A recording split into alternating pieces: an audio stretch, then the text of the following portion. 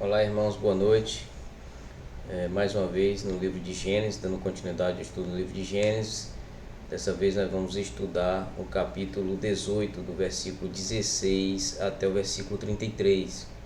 Eu vou colocar aqui a palavra de Deus na tela, para que a gente possa acompanhar a leitura. Então diz assim a palavra de Deus a partir do versículo 16 do capítulo 18. Tendo-se levantado dali aqueles homens, olharam para Sodoma, e Abraão ia com eles para os encaminhar. Disse o Senhor: ocultarei a Abraão o que estou para fazer, visto que Abraão certamente virá a ser uma grande e poderosa nação, e nele serão benditas todas as famílias da terra, porque eu o escolhi para que ordene a seus filhos e a sua casa depois dele, a fim de que guardem o caminho do Senhor e pratiquem a justiça e o juízo, para que o Senhor faça vir sobre Abraão que tem falado a seu respeito. Disse mais o Senhor: com efeito, o clamor de Sodoma e Gomorra tem se multiplicado, e o seu pecado se tem agravado muito. Descerei e verei se de fato o que tem praticado corresponde a esse clamor que é vindo até mim. E se assim não é, sabê-lo-ei. Versículo 22. Então partiram dali aqueles homens e foram para Sodoma. Porém Abraão permaneceu ainda na presença do Senhor. E aproximando-se a ele, disse: destruirás o justo com o ímpio? Se houver porventura 50 justos na cidade, destruirás ainda assim e não poupará o lugar por amor dos 50 justos que nela se encontram? Longe de ti o fazeres tal coisa, matares o justo com o ímpio, como se o justo fosse igual ao ímpio, longe de ti.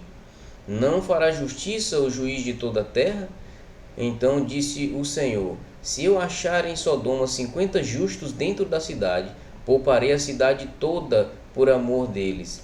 Disse mais Abraão: eis que me atrevo a falar ao Senhor, eu que sou pó e cinza. Na hipótese de faltarem 5 para 50 justos, destruirá por isso toda a cidade? Respondeu ele: não a destruirei se eu achar ali 45. Disse-lhe ainda mais Abraão: e se porventura houver ali 40?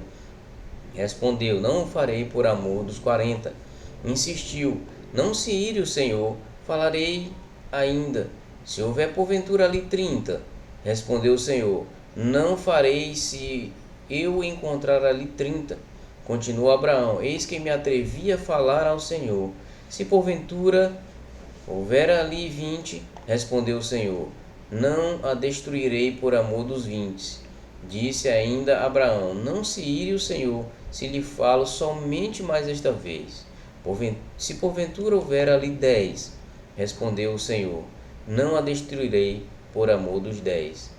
Tendo de cessar a Abraão, retirou-se o Senhor, e Abraão voltou-se para o seu lugar.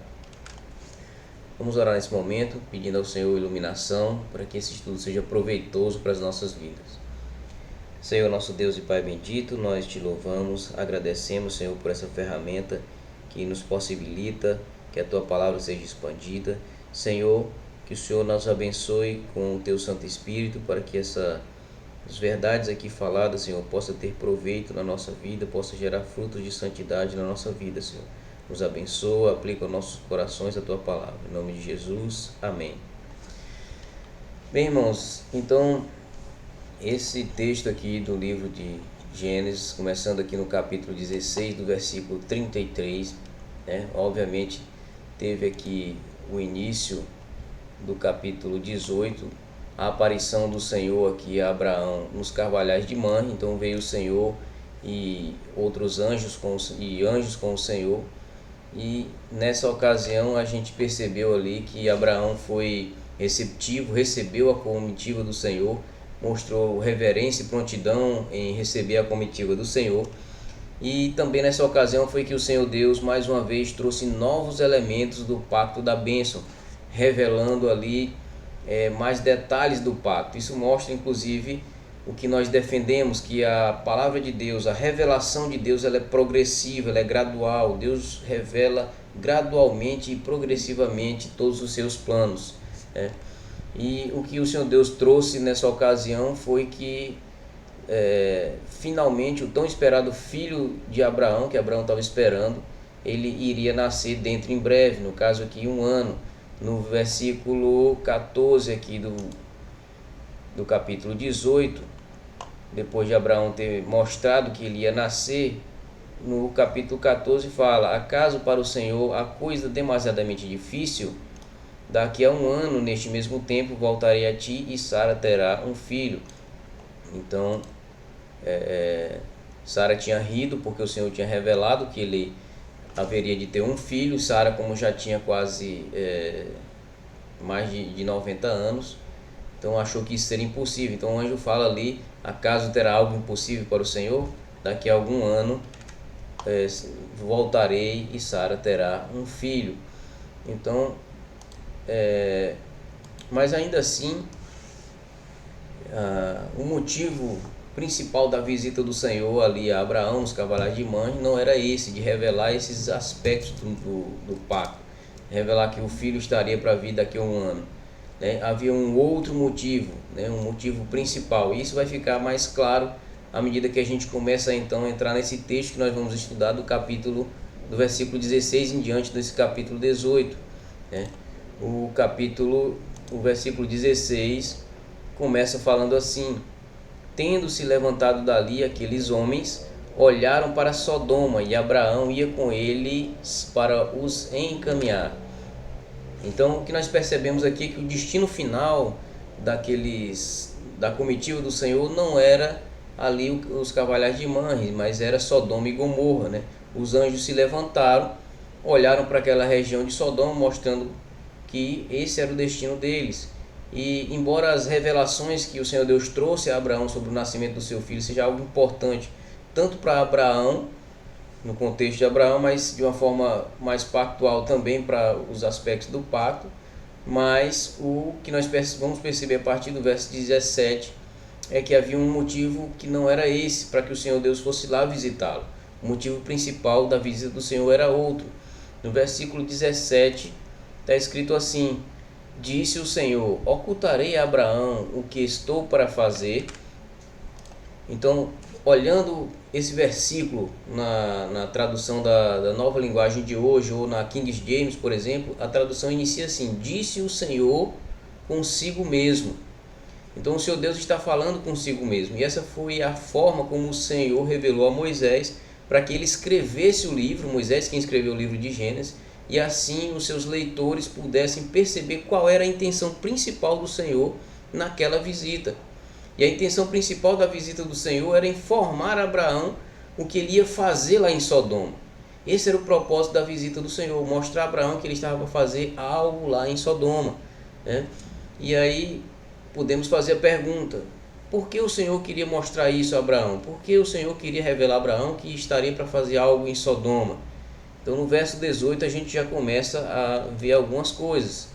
A partir do verso 18, que diz assim: visto que Abraão certamente virá a ser uma grande e poderosa nação, e nele serão benditas todas as famílias da terra. Então essa pergunta não vamos responder agora de forma cabal, mas à medida que a gente for trabalhando o texto, a gente vai respondendo essa pergunta. Mas o que a gente percebe aqui no verso 18 é que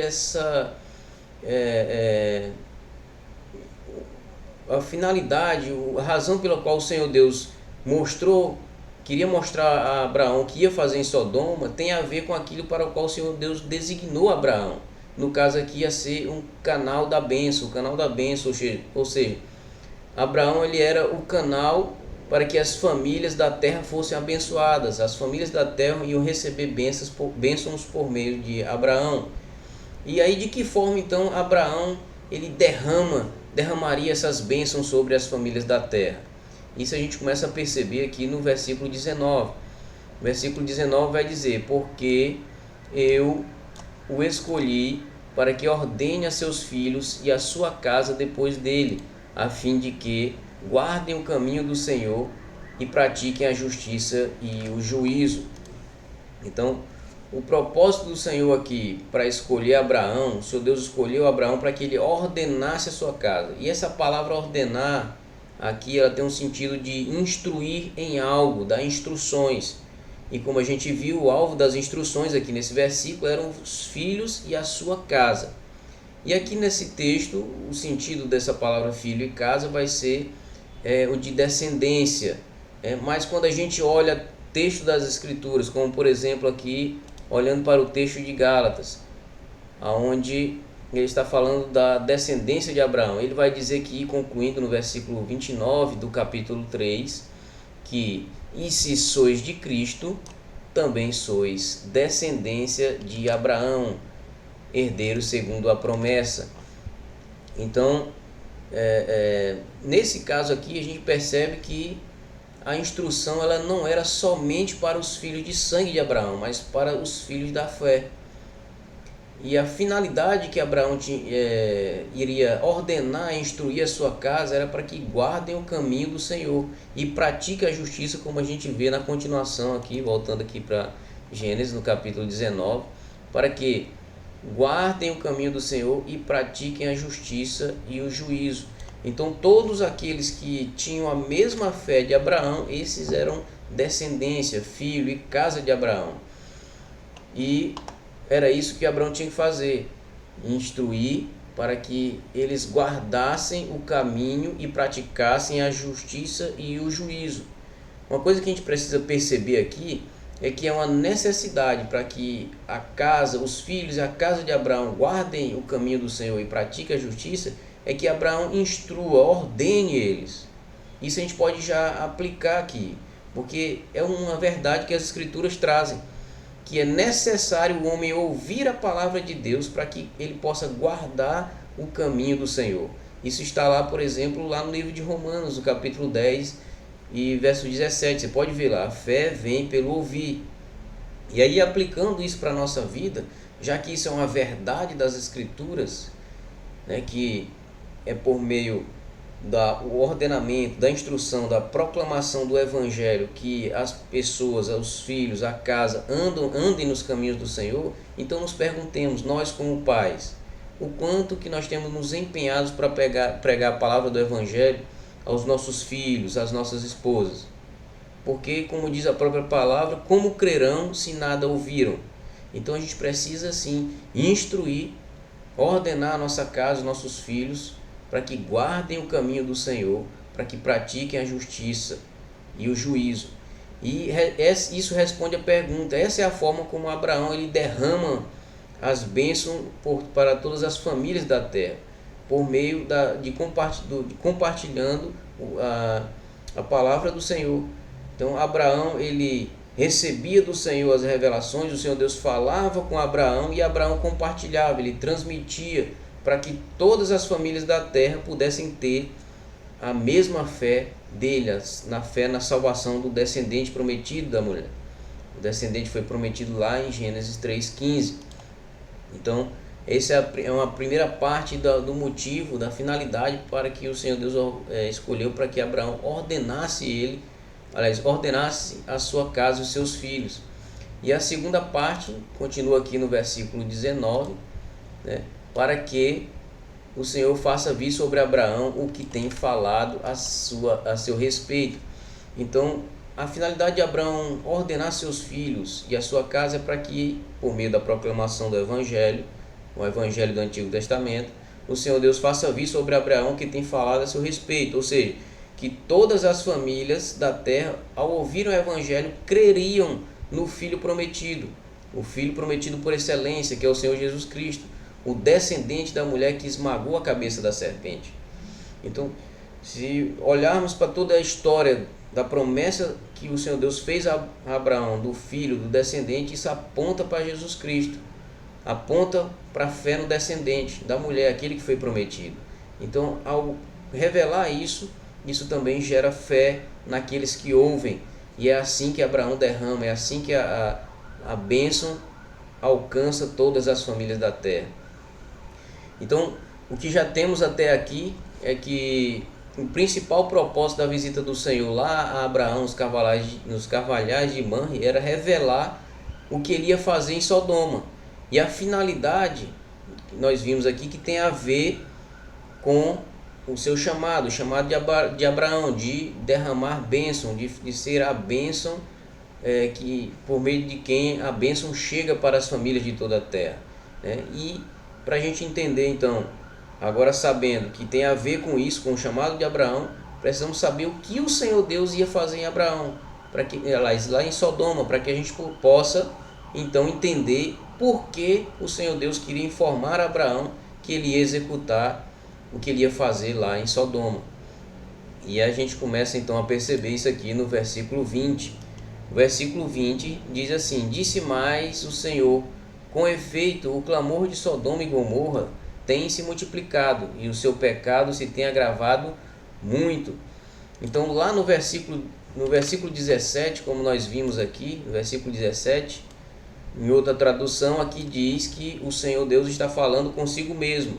Mas aqui no versículo 20, olhando inclusive a mesma tradução que eu vi lá, a King James, a tradução é que aqui o Senhor Deus está compartilhando com Abraão. Compartilhou então o Senhor com Abraão.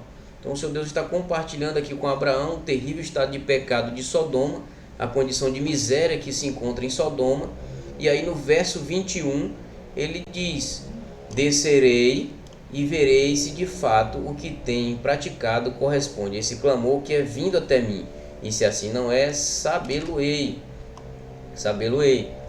Então, uma coisa que é importante a gente notar aqui é que o Senhor Deus ele é onisciente.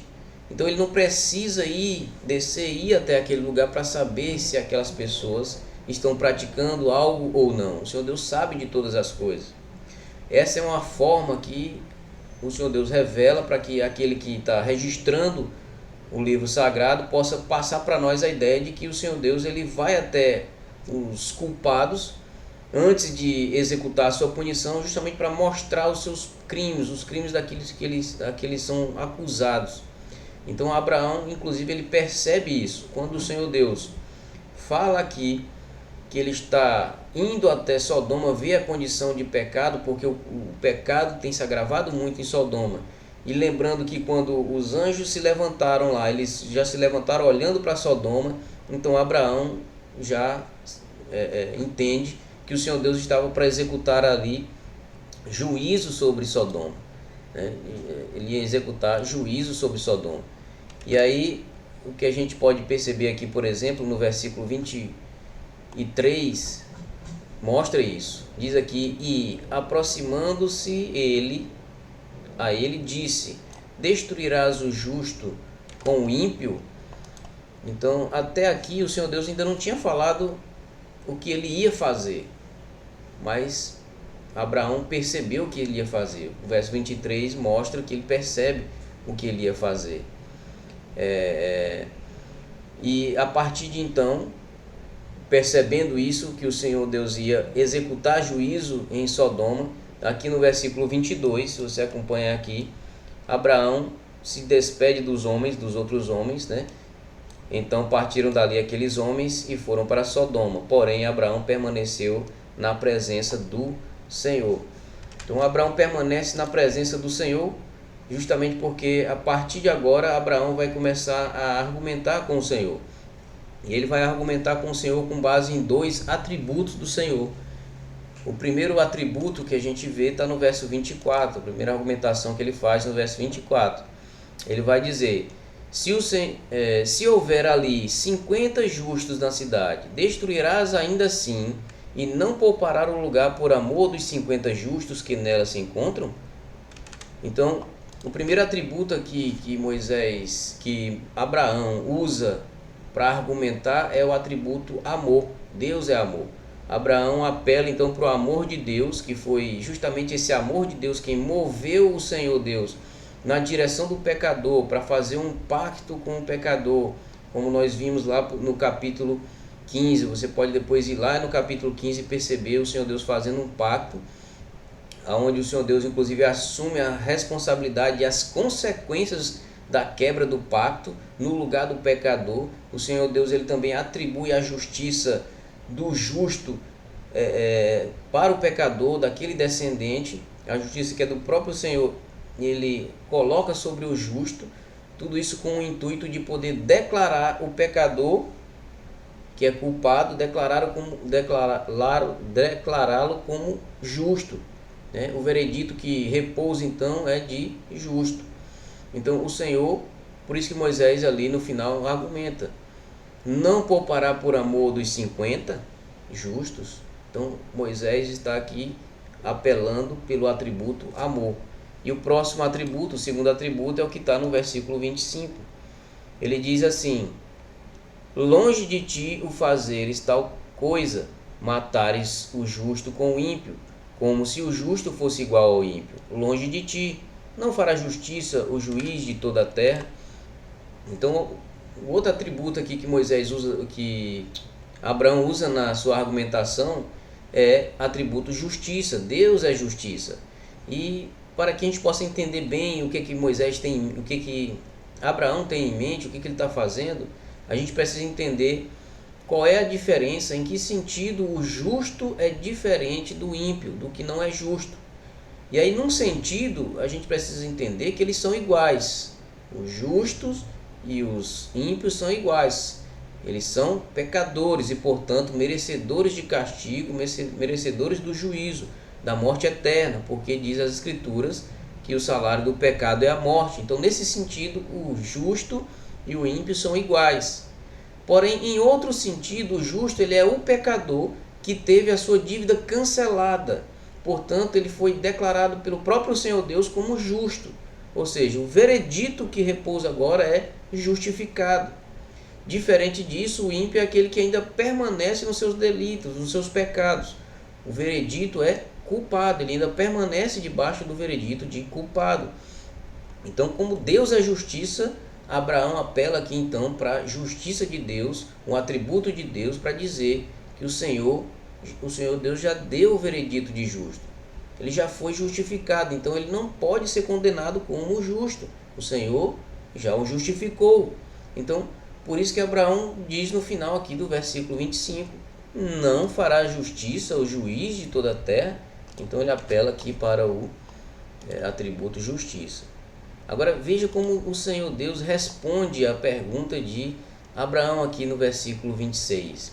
Então disse o Senhor, se eu achar em Sodoma 50 justos dentro da cidade, pouparei a cidade toda por amor deles. Então é interessante porque a resposta que o Senhor Deus dá aqui, ele traz à tona, ele evidencia o atributo amor. O Senhor Deus responde pelo amor. Então perceba que o amor do Senhor por 50 justos apenas, ela é suficiente para fazer com que o Senhor Deus retenha, com que ele deixe de executar juízo e poupe inclusive toda a cidade. Perceba então qual o valor de um justo para o Senhor. E a partir do versículo agora 27 até o versículo 33, a gente vai poder perceber então aqui com clareza porque o Senhor Deus queria que Abraão soubesse do juízo que seria executado lá em Sodoma.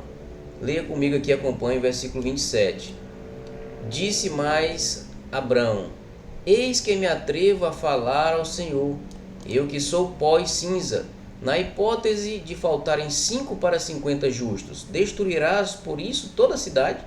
Ele respondeu, não a destruirei se eu achar ali 45. Disse-lhe ainda mais Abraão, e se porventura houver ali 40? Respondeu, não o farei por amor dos 40. Insistiu, não se ire o Senhor, falarei ainda, se houver porventura ali 30. Respondeu o Senhor, não o farei se eu encontrar ali 30. Continuou Abraão, eis que me atrevi a falar ao Senhor, se porventura houver ali 20, respondeu o Senhor, não a destruirei por amor dos 20. Disse ainda Abraão, não se ire o Senhor, se falo somente mais esta vez. Se porventura houver ali 10, respondeu o Senhor, não a destruirei por amor dos 10. Tendo cessado de falar a Abraão, retirou-se o Senhor e Abraão voltou para o seu lugar. Então, O que Abraão está fazendo aqui é que desde o versículo 23 até aqui o versículo 33, como nós vemos, é que Abraão está intercedendo pelos justos. Então, o propósito principal da visita do Senhor ali a Abraão nos Carvalhais de Manre não era informar sobre o descendente, sobre o seu filho que viria daqui a um ano, mas era informar a Abraão que ele ia executar juízo, para que Abraão pudesse fazer justamente isso que ele fez, interceder. E perceba aqui que a sociedade brasileira, ela coloca aqui, no título que ela colocou, que não é inspirado, Abraão intercede junto a Deus pelos homens. Mas quando nós lemos o texto, nós percebemos que o alvo da intercessão de Abraão não eram os homens, de forma global, genérica ou inespecífica, mas eram os justos. O alvo de Abraão é o justo. Os justos, é isso que Abraão está, é por eles que Abraão está intercedendo. E é justamente isso que Abraão fez então, desde que percebeu que o Senhor Deus ia executar, ia consumir Sodoma com seu juízo. Abraão agiu como um advogado, argumentando e apresentando a causa dos justos diante do Senhor. Abraão está exercendo a função de sacerdote, aquele que apresenta a causa do povo, no caso aqui os justos, junto ao Senhor. E aí é interessante também de perceber que também aqui não é uma intercessão de forma genérica. Não, Senhor, se houver 50 justos, mas ele não está generalizando. Pode ser que hajam muitos justos ali. Quando você percebe que Abraão começa a regredir 50, 45, 30, chegando até 10, você percebe que Abraão tinha em mente quem eram esses justos. Abraão sabia que em Sodoma não havia justo, era uma cidade que era conhecida na região por serem cidade de grandes pecadores contra Deus. Nós já vimos isso em capítulos anteriores do livro de Gênesis. Então Abraão sabia que ali em Sodoma estava morando seu sobrinho Ló, que ele sabia que era crente, que ele sabia que era alguém que havia crido também na mesma coisa que Abraão creu, na fé, na promessa do descendente. Então Abraão estava ali intercedendo por Ló e pelo menos por parte da sua família. É isso que Abraão está fazendo. Então o que nós temos aqui desse texto é justamente isso. O Senhor Deus, resumindo tudo aqui desse texto, ele vai até os Carvalhais de Manre para mostrar a Abraão que ele ia executar juízo em Sodoma por causa da condição de pecado. E aqui a gente tem que tremer diante disso, porque na nossa cultura hoje não existe a punição pelo pecado. Deus não vai punir, pune sim, porque ele é justiça, e o pecado é algo que fere a justiça de Deus, e Deus, como é justo, ele vai punir o pecado. Mas como ele também é justo, aqueles que foram justificados por meio da fé no descendente, esses serão livrados, como você pode ver no capítulo 19, que é a sequência desse texto que nós estamos lendo. Então o Senhor Deus, ele mostra a Abraão que ele vai executar um juízo em Sodoma, justamente para que Abraão pudesse interceder pelos justos que ali haviam, para que o Senhor Deus pudesse livrar esses justos. Então lembra que eu falei que no início o que Deus queria que Abraão fizesse tinha a ver com o chamado dele, de ser o canal da bênção. Então é essa bênção que Abraão traz, de ser o advogado, de ser o intercessor pelos justos. Isso é o que o texto tem nos trazido até aqui. E aí eu queria trazer algumas lições aqui dentro desse texto. A primeira lição, ela é o que dá título a esse estudo, que Abraão, ele é a figura do sumo sacerdote. Perceba, se você ler o capítulo 19, você vai ver que a intercessão de Abraão, ela desvia a ira de Deus de Ló e pelo menos de parte da sua família. E isso vai apontar para o sacerdócio de Cristo. Esse é um dos ofícios que Cristo exerce como nosso Redentor, como diz lá no nosso breve catecismo, na pergunta ali 25, se não me engano. Ele é o nosso sumo sacerdote. E aí, como nós vimos aqui no versículo 33, volte aqui para o versículo 33, no livro de Gênesis, capítulo 18, está escrito aqui, tendo cessado de falar a Abraão, retirou-se o Senhor. Ou seja, Abraão, ele não fica o tempo inteiro na presença do Senhor. Mas diferente de Abraão, o nosso sumo sacerdote, ele vive constantemente na presença do Senhor, intercedendo junto a nós por Deus, junto a Deus por nós, como diz lá o livro de Hebreus. Acompanhe comigo aqui no livro de Hebreus. Deixa eu colocar aqui, Hebreus 7:25.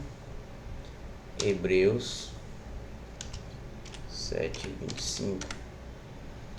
Está escrito aqui: por isso também pode salvar totalmente os que por ele se achegam a Deus, vivendo sempre para interceder por eles.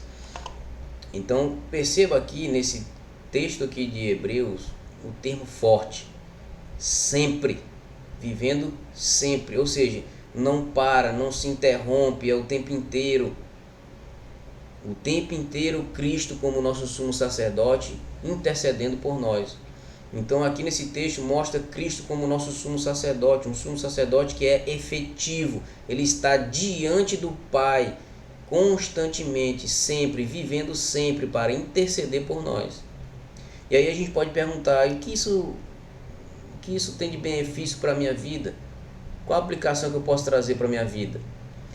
Vamos olhar aqui um texto que tem no livro de Romanos, no capítulo 8, verso 34. Um texto bastante conhecido. Aqui o apóstolo Paulo, no capítulo 8, está falando dos eleitos, aqueles que Deus escolheu e que justificou.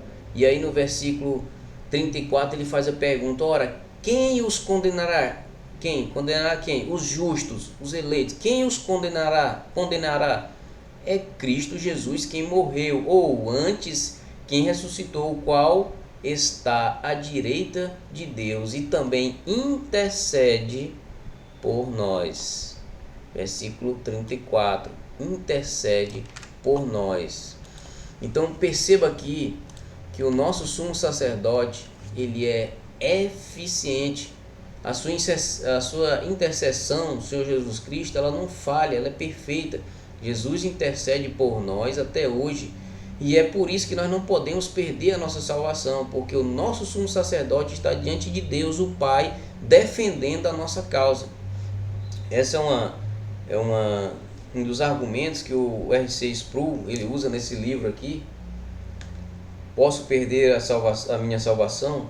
Esse é justamente um dos argumentos que ele usa para mostrar, para defender a tese de que o crente não perde a sua salvação. Porque Cristo ele é o sumo sacerdote que está diante de Deus intercedendo a nosso favor. E Cristo é um sumo sacerdote eficiente. Perceba isso no texto de 1 João 1:9. Acompanhe comigo aqui, 1 João 1:9. Ele estava falando aqui, ó: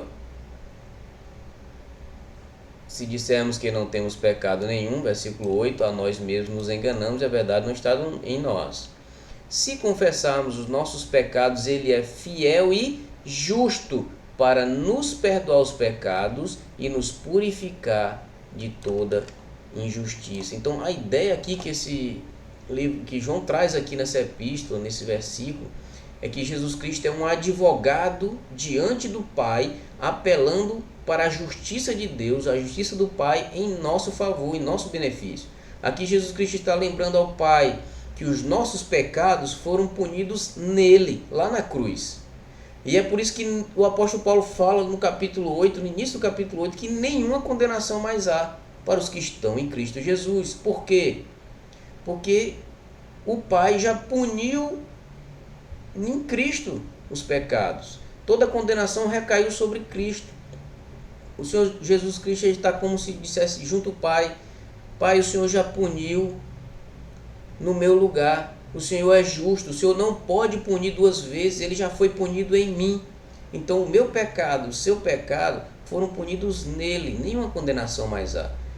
Jesus é o nosso advogado que está diante de Deus apelando pelas nossas causas, né?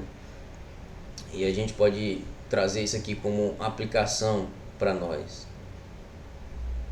Isso traz segurança para o crente, traz segurança para nós. Irmãos, eu já vi alguns que caíram no pecado e por por causa disso não merecem a salvação, ficam andando por aí errantes. De fato, nós não merecemos. Mas não se trata de merecer, de fato ninguém merece. Nada do que nós fazemos ou deixamos de fazer pode fazer com que a gente perca a nossa salvação, porque nós temos um sacerdote lá, que não só pagou o preço dos nossos pecados na cruz, mas como vive diante do Pai, constantemente intercedendo por nós. Então, perceba essa segurança que o crente tem, esse benefício que o crente tem. Então, podemos nos perguntar agora, nesse momento, quem é o advogado da sua alma? Quem cuida da sua alma? Porque se for você mesmo, deixa eu dizer, na Suprema Corte você não pode defender a sua própria causa, você tem que constituir um advogado. Da mesma forma, diante da Suprema Corte do Senhor Jesus, da Suprema Corte do Senhor Deus, você não pode defender a sua própria causa. Se você não estiver com um advogado competente, seu veredito será sempre culpado. Mas se Jesus Cristo for o seu advogado, você tem segurança, porque Jesus Cristo ele é efetivo, o Senhor Jesus Cristo ele é eficiente e ele é suficiente. Preste atenção nesse versículo aqui, nesse capítulo 4, Hebreus capítulo 4, verso 14, verso 14, veja quanta bênção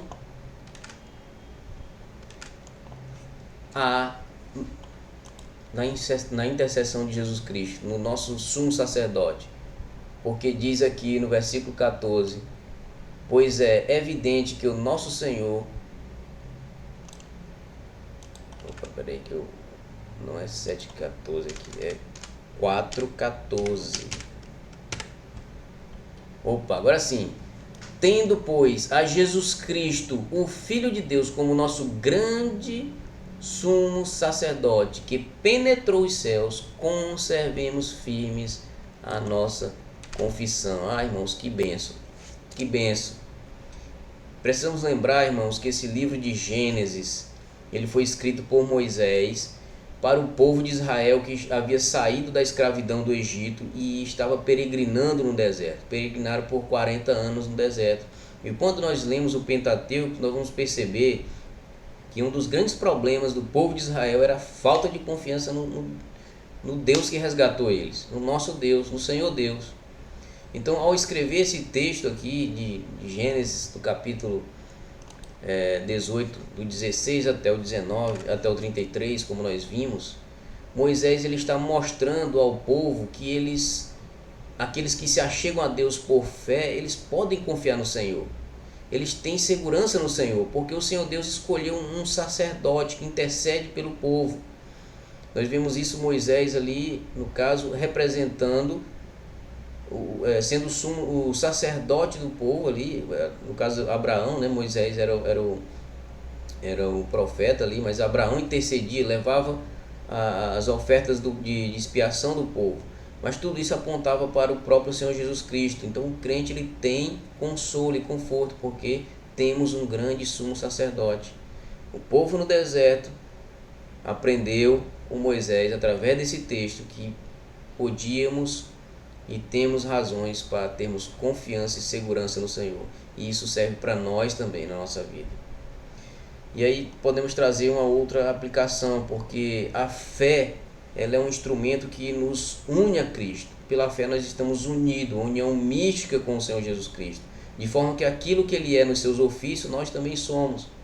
Então, se Cristo ele é o sacerdote que está diante do Pai, intercedendo a nosso favor, nós também somos os sacerdotes do nosso lar. Então, deixa eu perguntar, quantas vezes você tem dobrado os joelhos em casa, quantas vezes por dia, para interceder pelos seus filhos, interceder pela sua esposa? O quanto você tem sido como Abraão, um canal de bênção para aqueles que estão à sua volta, intercedendo junto ao Senhor por eles, por aquelas pessoas, e em especial pela sua família. Quantas vezes por dia isso acontece? Ou talvez por dia, não seja todo dia, quantas vezes por semana? Então isso é uma coisa que precisamos aplicar às nossas vidas. Então aqui nesse texto de Gênesis, do versículo 16 até o versículo 33 desse capítulo 18, nós vemos então Abraão como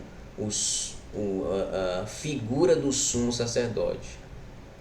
E a segunda lição que eu queria trazer é o amor de Deus pelos justos. Então a gente percebe aqui nesses versículos o quanto o Senhor Deus ama os seus justos, o quanto o povo de Deus é amado por Ele. Então eu tinha falado que 50 justos era suficiente para que Deus retesse a ira sobre uma nação merecedora, um povo merecedor, uma cidade merecedora de juízo. Mas aqui no versículo 32 vai dizer 10, Abraão pergunta aqui, se houver só 10, né? O Senhor respondeu, se porventura ali houver 10, não a destruirei, não a destruirei por amor dos 10. Agora perceba aqui quantas vezes, olha só aqui, está iluminado aqui, ó, quantas vezes essa palavra amor vai aparecendo aqui, né? 1, 2, 3, 4, 5 vezes a palavra amor sendo mostrada nesse texto, justamente para mostrar que a salvação que Deus concede ao homem, ela tem como base ali o amor de Deus. É por isso que lá no livro de João, no capítulo 3, verso 16, diz que Deus amou o mundo de tal maneira que deu o seu Filho unigênito para que todo que nele crê não pereça. É por causa do amor de Deus que ele se moveu para salvar o perdido, o pecador, aquele que se volta a Cristo em arrependimento. Então perceba aí o quanto apenas 10 justos são suficientes para que Deus retenha a ira de um povo. E por que o Senhor Deus faz isso?